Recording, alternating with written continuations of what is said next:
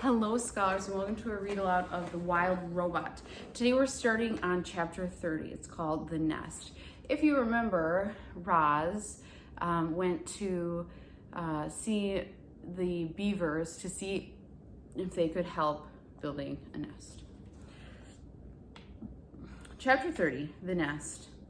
I've built my fair share of lodges over the years. Mr. Beaver stood at the water's edge. But I can't say I've ever built one for a robot and a gosling. So, just what exactly do you need? We need a lodge big enough for us both, said Roz. It should be comfortable and safe, and it should be near the pond. How long do you plan on living in this lodge? I do not know. Then we better make sure it's strong and sturdy. Mr. Beaver stroked his whiskers as he thought. Do you plan on having friends over? The missus loves to entertain guests. I do not have any friends. No friends? Well, you seem pretty likable for a monster. I mean a robot. But if you want my advice, you should grow yourself a little garden. Your neighbors won't be able to resist fresh herbs and berries and flowers.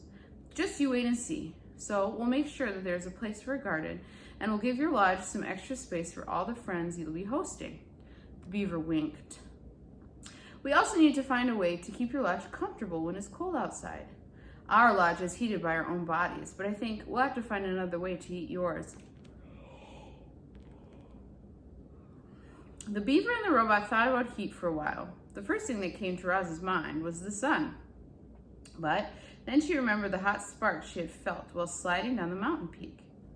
I could heat our lodge with fire, Roz continued. Mr. Beaver blinked his little eyes. You'll need to experiment. I will need to experiment, Roz continued, but I think there is a way. You go right ahead, Roz, said the beaver, but would you try not to burn down the entire forest?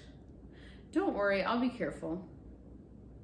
Let's move on, Mr. Beaver sighed. The next order of business is to find a safe site for your lodge. That meadow across the water would be perfect, but the hares will have a fit if we try to build there. I think we should clear out some trees and build right in the forest, and I know just the place. The beaver took them along the water and up to a dense section of forest that jutted into the pond. It needs some work, said Mr. Beaver, trudging through the thick weeds, but this ought to do the job. Yes, this ought to do the job, said Roz in her friendliest voice. Job, said Bright Bill.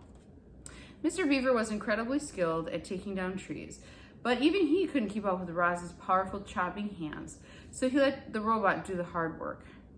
He pointed out the trees and shrubs that needed to go, and Roz started hacking away. By sunset, they were standing in a newly cleared site, and they had more than enough wood to build the lodge. You did some fine work today, Roz, Mr. Beaver yawned. I'll return in the morning, and we'll pick up right where we left off. What would you like me to do? Said the robot. Tonight? So, you still feel like working, do you? Very good. Well, you can start by digging out these tree stumps, and you can collect all those large flat stones over there. And you can smooth down this patch of dirt, so we have a level place to build. That should keep you busy. The next morning, Mr. Beaver returned to find that Roz had been very busy indeed. All the tree stumps had been dug up, and their holes filled in with dirt. 20 large stones had been stacked, and the ground was now perfectly level. But what most astonished Mr. Beaver was that Roz and Bright Bill were huddled around a small, crackling campfire. Mr. Beaver moved his lips, but no words came out. Bright Bill was cold last night, said Roz, so I taught myself how to make a fire. But how? I discovered that when I strike these two stones together, they create sparks like this. I directed sparks onto dry leaves and wood until they ignited. Once I had a fire, it was easy to keep it going, and if I needed to put it out, I could just add water. Mr. Beaver sat and warmed his paws. I've never seen fire in such a neat little bundle. He stared into the flames. I've only seen it blazing through the forest, burning everything in its path, but this is marvelous. He took another minute to enjoy the warmth.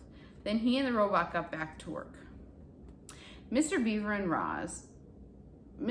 asked Roz to dig a trench here, to place large stones there, and to arrange logs in this way, to smear mud that way. Birds and squirrels perched in the trees and watched the new lodge take shape. It resembled the beaver lodge, but it was larger, a great dome of wood and mud and leaves. A simple opening in the wall served as the entrance, and the door was nothing more than a heavy stone the robot could slide out of the way. Inside the lodge was one big round room. The arched ceiling was high enough that Roz could stand upright. A fire pit was set in the center of the floor, and a mesh of thin branches above acted as a vent. Long stones lined the interior walls like benches and were covered with thick cushions of moss.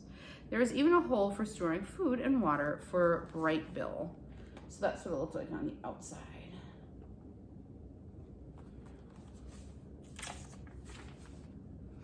You've got yourself a wonderful Pondview property, said Mr. Beaver.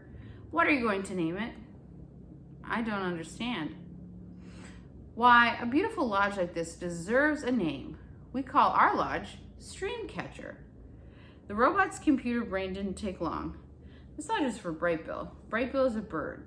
Bird lives in nests. Could we call this lodge the Nest? Huzzah! Squeaked the beaver. The Nest is a fine name for your lodge. Nest, nest, said Bright Bill. They stood outside the nest and admired their handiwork until Mr. Beaver's belly began to rumble. That sound means it's time for me to get dinner. Thank you very much for your help, said Roz. We could not have done this without you. You're quite welcome, said Mr. Beaver, smiling. For your garden will want to speak with Tawny, the doe, who lives over the hill. She'll know just what to do. And now, if you'll excuse me, I have to hurry home before Paddler eats all the best leaves. Enjoy your first night in the nest.